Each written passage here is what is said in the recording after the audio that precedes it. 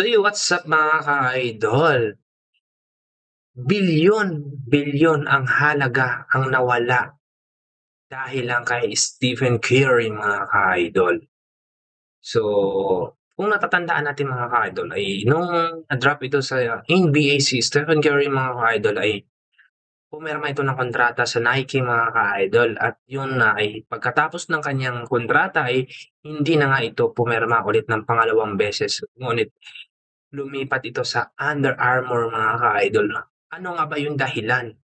At bakit nga ba bilyon ang nawala ng kumpanyang Nike mga ka-idol dahil lang kay Stephen Curry mga ka-idol? So yun, sa video na ito mga ka-idol ay ating panoorin para mas lalo nating maintindihan ay samahan niyo ako na ating bigyan ng konting reaction ng video na ito ay ang video na ito ay nanggaling kay Demflix mga ka-idol. So subscribe natin si Idol Demflix at bisitahin niyo ang kanyang YouTube channel. Marami pong mga NBA covered, lalo na sa mga history mga ka-idol. So, bueno, kung bago pa kayo dito sa aking YouTube channel, ay huwag niyo naman kalimutan paki-subscribe naman at paki-click yung notification bell button at click all para ma-update pa kayo sa mga bago pa natin i-upload dito.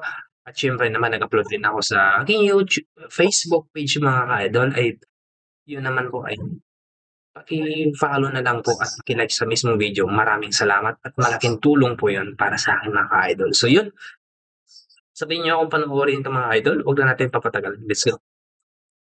Ni Stephen Curry ang pangalawang kontratang ibinigay sa kanya ng Nike. Bakit nga ba niya mas pinili ang Under Armour at higit sa lahat ay totoo nga bang bilyong dolyar ang nawala ng Nike dahil kay Stephen Curry? Well, yan ang pag-uusapan natin sa panibagong episode ng Alamin Natin. Si Stephen Curry ay na-draft bilang 7th overall pick ng Golden State Warriors noong 2009. Dahil sa kanyang pinamalas na galing sa college sa Davidson ay inalok nga itong si Curry ng Nike ng 4 na taong kontrata. Well, lingid sa kaalaman ng marami ay high school pa lamang itong si Curry ay Nike na talaga ang lagi niyang sinusuot tuwing laro. Nangangahulugan lamang na gusto niya talaga ang sports brand na ito. Kaya naman hindi na nakakapagtaka kung bakit agaran siyang pumirma ng kontrata sa Nike. Lumipas ang mga taon at naging disente naman ng kanyang laro. Pero mas lalo ngang umalingaw ang kanyang pangalan partikular na noong February 27, 2013. Kalaban nila ang New York Knicks. Nagpakawala kasi itong si Curry ng 54 points at 11 tres sa loob lamang ng isang game. Bukod pa doon ay siya nga din po ang nanguna sa may pinakamaraming tres na nagawa noong season na yon. Well, noong panahon na yon ay marami talagang nagulat dahil alam naman natin na itong si Curry ay napakadami din talagang tinahak na pagsubok partikular na sa kanyang mga injuries. Ngunit masasabi ko na nakisama din talaga ang panahon sa kanya dahil nakilala niya nga itong si Kiki Rice na sinasabing sumalba talaga sa karir ni Stephen Curry dahil siya nga ang pinakadahilan kung bakit na-cure ang ankle injuries na 3 taon ang iniinda ni Stephen Curry. Anyway, nang matapos nga ang season na yon ay panahon na para mag-resign na siya ng panibagong kontrata sa Nike. Noong panahon din na yon ay marami nga ding mga bigating sports brand ang sinusubukang sulutin itong si Curry. Well, si Stephen Curry ay talaga namang loyal sa Nike. Gusto niya ang brand na ito. Ngunit sa katagalan nga ay napapansin niya na hindi na siya pinapahalagahan ng brand na ito. Alam naman natin na karamihan ng mga NBA superstars ay nakapirma na ng kontrata sa Nike. Katulad na lamang ni King James, Kevin Durant, Kyrie Irving at marami pang iba. Dahil dito, hindi naging priority ang ating bidang si Stephen Curry. Nangangahulugan lamang na hindi din talaga ganong kataas ang tingin ng Nike sa kalibre ni Stephen Curry, especially sa market.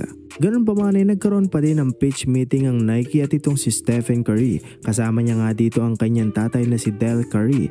Inoferan nga po sila ng $2.5 million ng Nike at ayon nga po sa ilang mga kritiko ay masyado nga daw itong mababa lalo na sa kalibre ni Stephen Curry. Bukod pa doon ay ang Nike pala mga repa ay tuwing nag-o-offer sa mga brand endorser ay gumagamit sila ng slideshow at dito na nga papasok ang pangalawang pagkakamali ng Nike.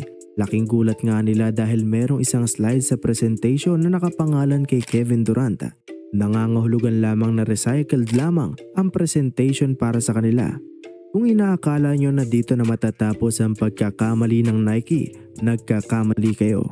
Habang nakikipag-usap nga ang representative ng Nike sa kanila ay laking gulat ng magamang Curry nang tinawag itong si Stephen Curry bilang Stepon. Imagine mga repa, 4 na taon siyang brand endorser ng Nike pero ang representative ng kumpanyang ito ay hindi man lang nabanggit ng maayos ang kanyang pangalan. Dahil sa pangyayaring yun ay yun na nga ang naging turning point para i-turn down nila ang offer. Anyway, tulad ng nasabi ko kanina, maraming mga sports brand ang talaga namang gustong kunin itong si Stephen Curry. At dito na nga papasok ang di hamak na maliit na kumpanya na tinatawag na Under Armour. Inalok nga itong si Curry ng $4 million at ibinigay ang kanyang mga kagustuhan. Katulad na lamang na ilagay sa kanyang sapatos ang kanyang paboritong Bible verse na Philippians chapter 4 verse 13 na I can do all things through Christ who strengthens me. Binigyan din siya ng partial ownership ng Under Armour Company na tanging si Stephen Curry nga lang ang natatanging atleta na nakatanggap ng ganitong offer. Natuwa ang ating bida dahil siya nga po ang priority sa naturang kumpanya. Kaya naman wala ng pag-aatubili, tinanggap niya ang kontrata. Matapos niya nga pong pumirma sa Under Armour ay naging maganda nga po ang kanyang laro. Marami siyang sinirang NBA records katulad na lamang ng pinakamaraming 3 sa isang game, pinakamaraming 3 sa loob ng isang season, pinakamaraming panalo ng isang team sa loob ng isang season. Naging 2-time MVP, Finals MVP at higit sa lahat ay 4 na kampiyonato. Dahil dito, namayagpag ang kanyang pangalan at nagbigay nga po ito ng magandang market para sa Under Armour. Bukod pa doon ay nanguna nga din ang sapatos ni Stephen Curry at naging best-selling shoe noong 2016.